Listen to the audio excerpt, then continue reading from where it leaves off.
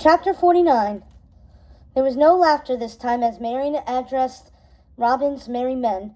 Only horror, disbelief, and then anger. That was to be expected, of course.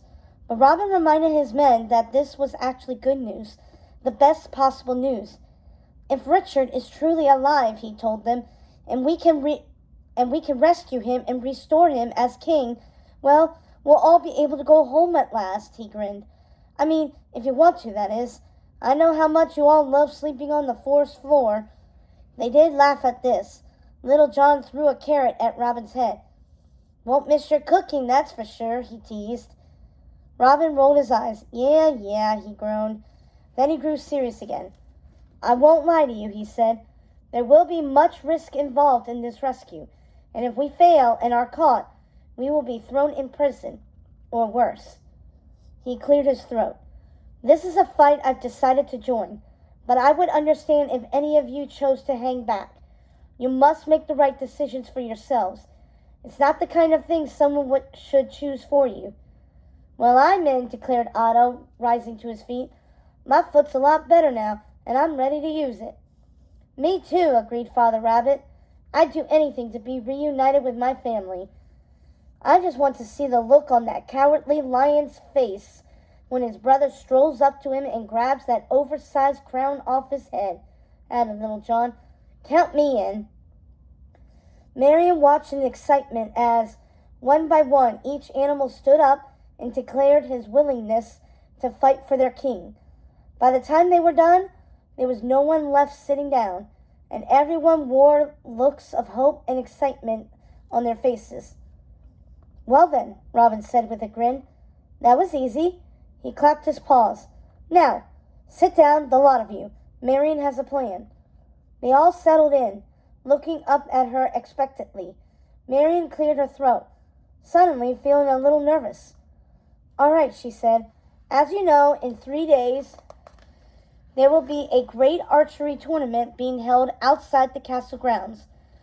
Most everyone will be there, including a lot of the guards who want to compete, which means the castle won't be as secure, making it the best time to sneak in and try to find Richard. Robin nodded. This is good, he said. This is really good, he turned to his men. Now who wants to do what? They worked into the night, discussing strategy, placement, roles. Some would stay on the field as lookouts, keeping an eye on the guards. Robin and Marian would sneak into the castle, using the secret passageways to locate Richard and set him free. Meanwhile, Little John and Lady Cluck would work to keep the prince and Sir Hiss distracted. Each animal would play a part. Each animal would help save the kingdom. By the time they had finished, it was very late. They were all exhausted from the long, difficult day. One by one, they began to nod off, falling asleep wherever they lay, sometimes with a cup still in their paw. But Marian couldn't sleep. She was too wound up, and when she saw Robin slipping away into the night, she got up and followed him. She found him standing by the river, lit by a pale silvery moon. He was staring down into the water with a look on his face that nearly broke her heart. On instinct, she stepped towards him. Her foot came down on a twig, and he startled at the sound, then relaxed as he realized it was only her. Couldn't sleep? He asked. She shook her head, joining him at the river. You? No. He sighed deeply. My mind won't turn off. I just keep thinking about all this time I wasted in the woods while my king suffered in a cell. You couldn't have known, she reminded him. You thought he was dead. And yet I did nothing, he cried. Even if he had been dead, I should have sought out his killers, or helped those left behind as you did. Instead, I hid in the woods like a coward. I will never forgive myself for that. Robin, Marian, I am so sorry, Robin said. He dropped to his knees, putting his paws together as if in prayer. I was wrong, so wrong, and I beg of you to forgive me. Marian didn't know what to say. She just looked at him for a moment, then sighed, reaching down and pulling him back to his feet. You were not a coward, she scolded. You did what you thought was best for your men. You kept them safe. No one, especially not your king, would ever blame you for that.